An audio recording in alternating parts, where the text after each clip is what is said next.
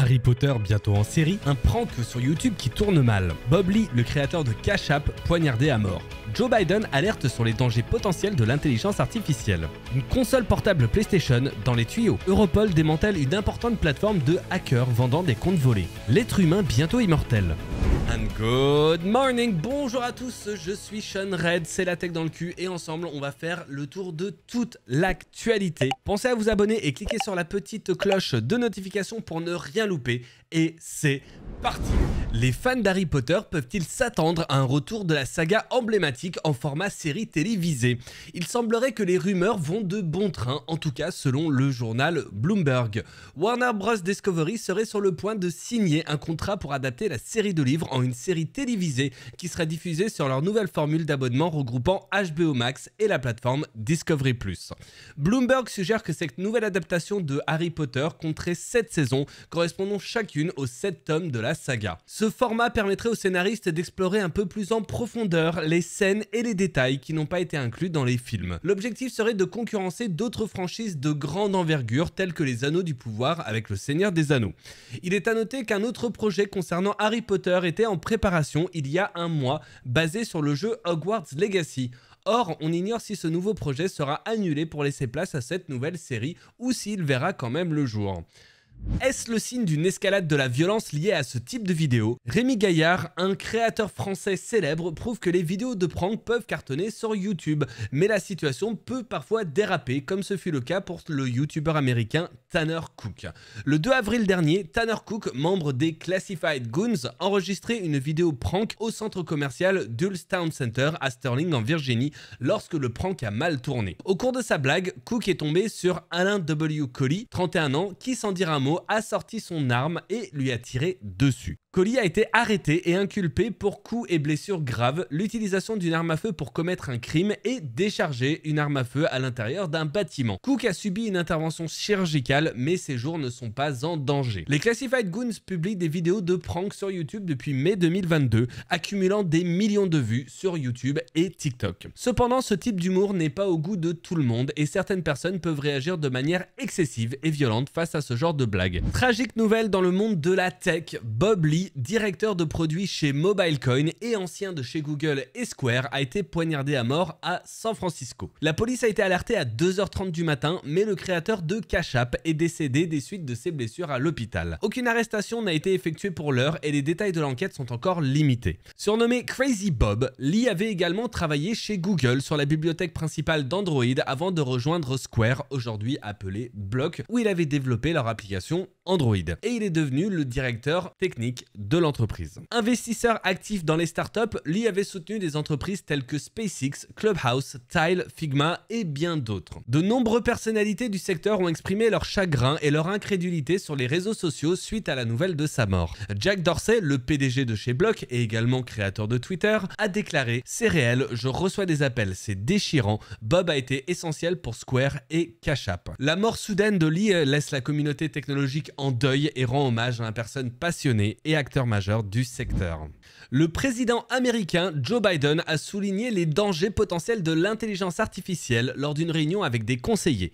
Il a déclaré que l'IA pourrait aider à résoudre des problèmes majeurs tels que les maladies et les changements climatiques, mais qu'elle présente également des risques pour la société, l'économie et la sécurité nationale. Biden invite les entreprises de la tech à veiller à la sécurité de leurs produits et à mettre en place des garde-fous, rappelant les problèmes de santé mentale et d'image de soi causés par les réseaux sociaux. Le président a également demandé au Congrès d'imposer des limites strictes sur les données personnelles collectées par les géants de la tech et d'interdire la publicité ciblée visant les enfants. Récemment, Elon Musk et des centaines d'experts mondiaux, dont Steve Wozniak, ont appelé à une pause de 6 mois dans la recherche sur l'intelligence artificielle, évoquant des risques majeurs pour l'humanité. Comment pensez-vous que nous pouvons équilibrer les avantages et les risques potentiels de l'IA dans notre société? Arrêtez tout. Sony compte-t-il prendre sa revanche sur le marché des consoles portables? Les rumeurs se confirment. La firme firme japonaise souhaite lancer une nouvelle console portable après l'échec commercial de la PS Vita. Mais pour réussir, Sony mettra en place une nouvelle stratégie. Le nom de code interne de cette nouvelle console serait Q-Lite et elle s'appuiera principalement sur les technologies Remote Play que Sony cherche à améliorer depuis quelques temps. La Q-Lite ne dépendra pas vraiment du cloud gaming, mais dépendra plutôt de la PlayStation 5 pour fonctionner. La machine serait capable d'afficher des jeux en streaming jusqu'à 60 images par seconde et en 1080p et nécessitera une connexion internet. La console disposerait d'un écran tactile de 8 pouces et de contrôles similaires à ceux de la DualSense selon les prototypes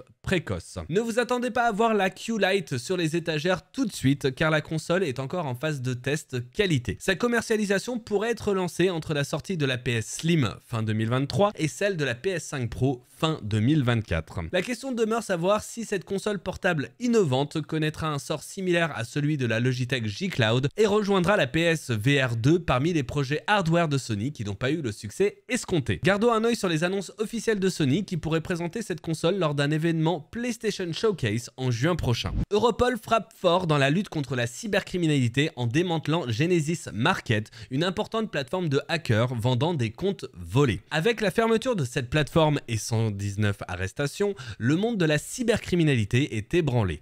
Au total, 17 pays ont été impliqués dans ce coup de filet mondial avec des perquisitions dans 208 propriétés. Une opération initiée en 2019 et menée conjointement par le FBI et la police néerlandaise. Parmi les arrestations, 24 ont eu lieu au Royaume-Uni et 17 aux Pays-Bas. Genesis Market proposait la vente d'identités de plus de 2 millions de personnes ainsi que des bots pour infecter les appareils des victimes avec des logiciels malveillants. Des actions ont également été menées en Australie, au Canada, aux États-Unis et plusieurs pays européens. Edward Silres, responsable du Centre européen de recherche contre la cybercriminalité d'Europol, s'est félicité de cette opération qui a perturbé tout l'écosystème. L'immortalité humaine serait-elle à portée de main?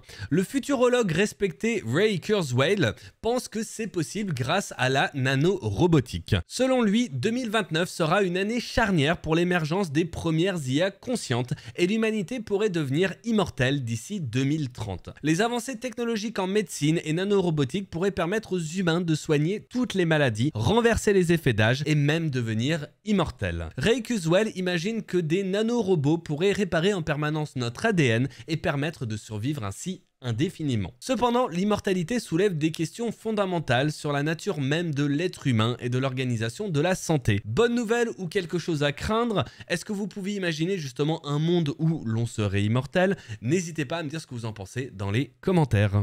Et merci d'avoir fait le tour de l'actualité tech avec moi ce matin. On se retrouvera demain matin pour un nouvel épisode, le dernier de la semaine. Si vous n'êtes pas encore abonné et que vous avez aimé cette vidéo, n'hésitez pas à cliquer sur les boutons en bas et le petit pouce bleu vers le haut pour dire que cette vidéo elle était très chouette et nous on se retrouvera demain matin. En attendant, soyez le meilleur de vous-même les Matinerds, je vous aime, ciao.